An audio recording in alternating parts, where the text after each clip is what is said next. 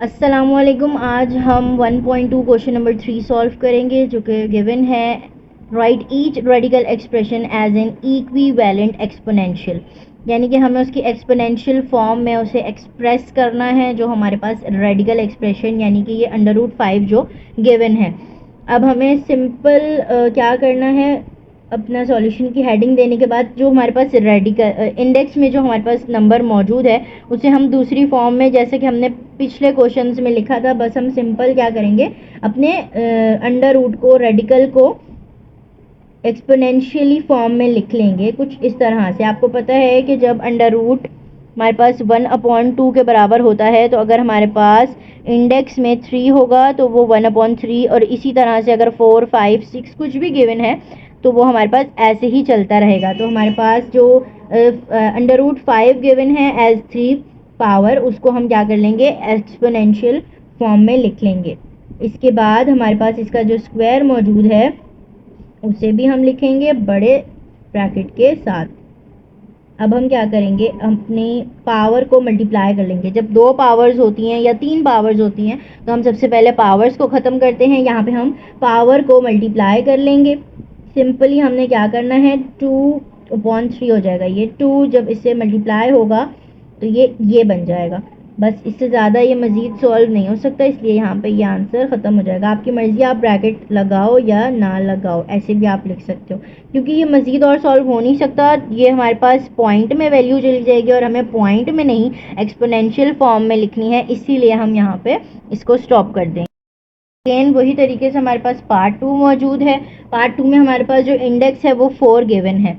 अब हम सबसे पहले अपना सॉल्यूशन की हेडिंग डालेंगे और फिर उसके बाद हम अपना, जो हमने जैसे पिछले क्वेश्चन में किया था बिल्कुल उसी तरह से हम अपने अंडर रूट को, अपने रेडिकल को एक्सपोनेंशियल फॉर्म में कन्वर्ट कर लेंगे। अब हम अपना अंदर का नंबर लिखेंगे और जो हमारा अंडर रूट है उसको हम पावर बना लेंगे, यानी कि 1/4 कर लेंगे, और जो बड़ी वैल्यू है बाहर का जो हमारे पास पावर है उसे हम 8 लिख लेंगे। ठीक है, अब हम क्या करेंगे, इसको मल्टीप्लाई करेंगे। जब हम इसको मल्टीप्लाई करेंगे तो ये क्या हो जाएगा, 8/4 हो जाएगा। 4 1 4, 4 2 8, हमारे पास वैल्यू सिर्फ 2 बच जाएगी। ये हमने लिख लिया 10। वैल्यू को हमने जब कैंसिल आउट किया तो 10 की पावर आ गई 2। अब ऊपर जो हमारे पास 2/3 आया था उसको हम सॉल्व नहीं कर सकते थे, इसको हम सॉल्व कर सकते हैं। 10 की पावर 2 यानी कि 2 टाइम्स 10 इक्वल्स हमारे पास होता है 100। यहाँ पे हमारे पास आ जाएगा 100 एज एन आंसर। है हमारे पास पार्ट 3 है। पार्ट 3 में हमारे पास माइनस का साइन है, उसको हम अभी बिल्कुल भी नहीं छेड़ेंगे, जैसा मौजूद है वैसे ही हम अपने स्टेप्स में उसको रखेंगे। अब हम वही अपना पुराना स्टेप इसमें भी करेंगे, बिल्कुल पुराने वाले की तरह है, कोई डिफरेंस इसमें भी नहीं है। हम अपने रेडिकल को एक्सपोनेंशियल फॉर्म में लिख लेंगे। हमने लिख लिया 6, फिर ब्रैकेट बना के हम 1/3 लिखेंगे और बड़ा जो है ब्रैकेट बना के हम अपनी बड़ी पावर लिख लेंगे। अब इसको जब मल्टीप्लाई करेंगे तो ये हमारे पास 6/3 हो जाएगा, यानी कि अगेन ये भी 2 हो जाएगा, यानी 6 की जो पावर है वो हो जाएगी 2 विद माइनस साइन। ठीक है, ये हमारे पास -36 आंसर आ जाएगा, और इसके आगे हम इसको मज़ीद सॉल्व नहीं कर सकते हैं, इसलिए हम यहाँ पे इसको स्टॉप कर देंगे। सेम तरीके से जैसे अभी हमने माइनस वाला सम सॉल्व किया, इसको भी बिल्कुल उसी तरीके से सॉल्व करेंगे, कोई डिफरेंस नहीं होगा, सिर्फ आंसर में हमारे पास माइनस साइन मौजूद नहीं होगा। बिल्कुल वही तरीका है। हम अपने रेडिकल को क्या करेंगे, हम अपने रेडिकल को एक्सपोनेंशियल फॉर्म में कन्वर्ट कर लेंगे जो कि है 1/3। अब हम इसकी पावर ऐड कर देंगे 6 और 3 जब आपस में कैंसिल होगा मल्टीप्लाई होने के बाद तो हमारे पास कुछ ये आंसर आ जाएगा।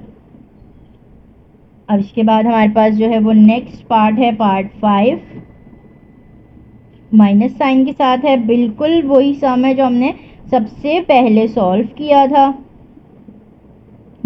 सिर्फ डिफरेंस क्या है, हमारे पास ये माइनस साइन के साथ मौजूद है।